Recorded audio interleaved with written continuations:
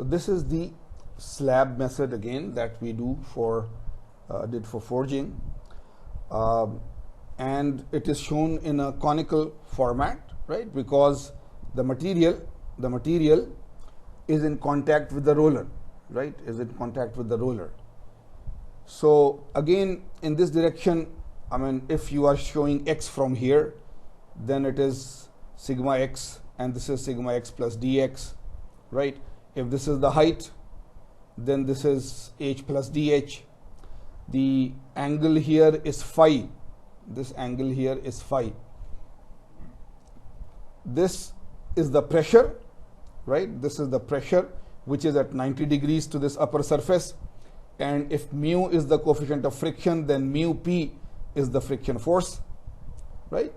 And as we are saying, entry zone and exit zone, because once it touches, it just enters, where the velocity, if you remember, is v naught, and when it exits, it is exiting outside. So once again, you divide everything, whatever is directly in the x direction, it is okay.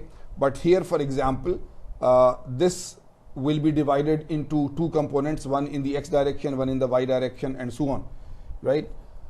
Similarly, the frictional force will be divided into two components, right? X direction and y direction.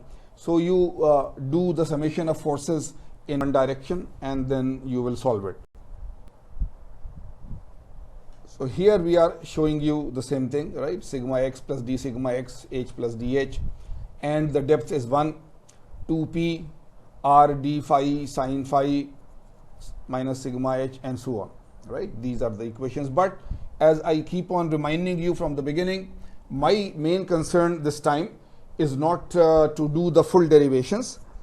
We can do that anytime you like, but the main thing is that the equations that are the final equations, are they really understood, and can we apply them to solve real manufacturing problems? So you can have this equation initially, and then you can, because there is this d sigma x, right? So you can divide it by d phi. You can take all that on the other side. So d phi of sigma x h is equal to like this, 2pr sine phi minus plus, right? Minus plus, because one time it is plus, one times it is minus, and mu cos phi, and so forth. Again, I am not, as I said, I am showing you the principle. The free body diagram is on the previous page. The equation is here. Then we can simplify it. And from here, we can separate out P, right? P is the pressure, this time in rolling, right? P is the pressure. So what they have done here is, it is just to make it shorter. It is capital C y bar, y dash h, right? R E mu h. This is yf prime. But here it is just to make short, because this is e raised to quite a few things. So this capital H is this 2 under root r upon hf tan inverse under root r upon hf phi, right? So this h actually is all this. So we could have directly written it there, but it would look to be a longer, complicated equation. It is, but we just put the h like this here, and you will see very shortly that there is another abbreviation, right? Like capital H is all of this. Similarly, the C in that previous equation is r upon hf e raised to mu h, right? So this C also will go inside the equation that you just saw, the pressure equation, okay? And then there is something called a back tension, sigma b, a stress which is in the backwards direction. What is happening? The material is being pushed forward, right? The material is being pushed forward through the rollers, right? And the rollers are then, right, pushing back on it. So there is always a back tension here also. The other equation without that C there is this P is equal to yf bar h upon h naught e raised to mu h naught minus h, right? This was the entry zone. The pressure that we were showing you was the entry zone. Exit zone pressure exit zone pressure. Exit zone pressure, if it is required, then the C that you use in the equation will not be R upon HF E mu H, it will be R upon HF simply. And the back tension this time will be sigma F in the exit zone, and it will be equal to Y bar F H upon HF E mu. So it is just that, if you remember, you see, this is H naught, the original height, right? So this is entry zone.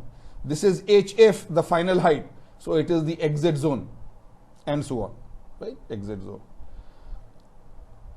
And this capital H in these two systems, the previous page, the equations were totally general. But now if you applied it separately to entry zone, it was like this. Separately to exit zone, it would like this. And in both of these, here and here, H is equal to this thing, 2 root R upon HF tan inverse, and so on, right? When it is HF, then it is for exit zone, right? When it is H naught, then it is for entry zone. And we will see the pressure variation diagram shortly.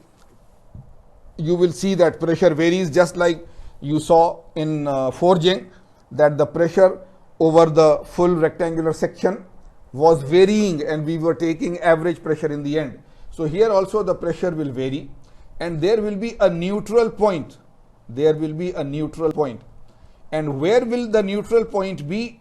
At this phi n, at this value phi neutral value of phi, root HF upon R tan of root HF upon R into Hn by 2, right? This H is the value of H at the neutral point. This phi n is the neutral value of phi. And again, don't get worried about these equations too much.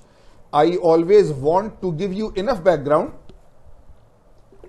so that if we want to do a higher course, and if we want to go into the details of say this process of rolling and so on, then you can go back to the mathematics and expand on it. This will take a few lines to explain.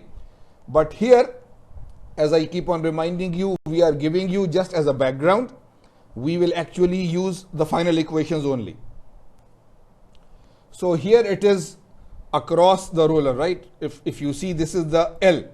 This is the roller contact length, right? At the entry, the material just starts touching the roller, then it is in contact for all this length, and after this it leaves the roller. So if you can see again, the pressure keeps on building up, and then it keeps on going down, right? So the lowest pressures, this value 1, the lowest pressure is here and here, and there is some point where it is the maximum. But this shifts, if you see, for different values of coefficient of friction, 0.05, 1, 1.5, 0.2, 0.3, 0.4. As the friction is increasing, of course, the roll force is increasing. The rolling pressure is increasing as the friction is higher. And for each friction, there is one neutral point, right? The neutral point is the point at which it changes, right? It keeps on increasing and then it changes. So this is the neutral point. So this was the neutral point which we can locate. This is not exactly in the middle always. If it was frictionless forging, remember, it was exactly in the middle. But here it is some friction and it will not exactly be in the middle, right? This is at this point, this is here, it will be different. So if we want to locate this point, then that phi n will be there, that the location of that point is at this position. And again, we are not drawing force against the contact length, but P upon Y dash, just to make it dimensionless, right? So pressure distribution in the roll gap as a function of the coefficient of friction. Note that as friction increases, the neutral point shifts towards the entry. Without friction, the rolls will slip and the neutral point shifts completely to the exit, right? So this is important. This is a small friction, a small friction, a small friction. So as the friction coefficient goes big, then this neutral point is more towards here, isn't it? But if there is no, if there is no friction, then this neutral point will be almost here. So this is the variation of rolling pressure along the contact length in the roll. This is again similar, right?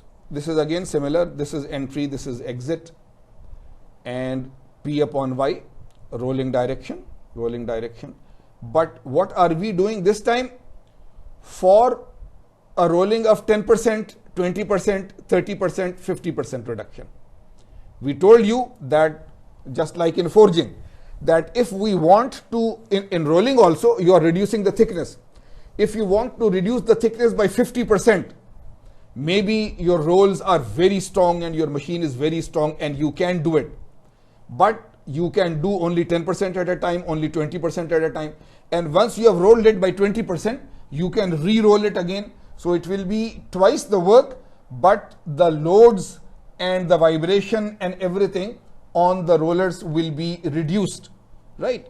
So this is by the different diagrams are by percent reduction, how much reduction you are doing. So if this is 10%, then this is the total contact length. The figure is starting from here, goes there and comes back. If it is this length, this contact length, then this contact length is for a reduction of 20%. So the diagram starts from here, goes there and so on, right? So this is it, right? So pressure distribution in the roll gap as a function of reduction in thickness. Reduction in thickness. Note that the increase in the area under the curves with increasing reduction, thus increasing the roll force, isn't it? So because if you want to do more rolling at the same time, then of course you have to exert a very large force and a very large pressure. Here we are showing you both the things together, sort of, right? This is your material. Before it touches the roll, once during the touching of the roll, and when it exits. And we are cutting it into half because it is symmetrical on the other side, right? This is the upper half, the lower half will also be there, and the lower half will also be in contact with the other roller exactly the same way. So this is H0 upon 2, right? This is H0 upon 2. And this is the back pressure here at the entry zone, and this is the back tension at the final zone, right?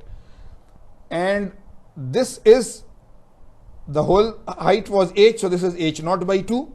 At the exit, completely the whole height was HF, so this is HF by 2. This is the point of contact. This is the point where the contact finishes. This is phi n, where it will change direction, right? So you are plotting the pressure, right? And you are seeing that, you see it will go like this and so forth. And so pressure distribution as a function of front and back tension in rolling. Now, right, front tension and back tension. If you see sigma F and sigma B, one is on the entry side, one is on the back side.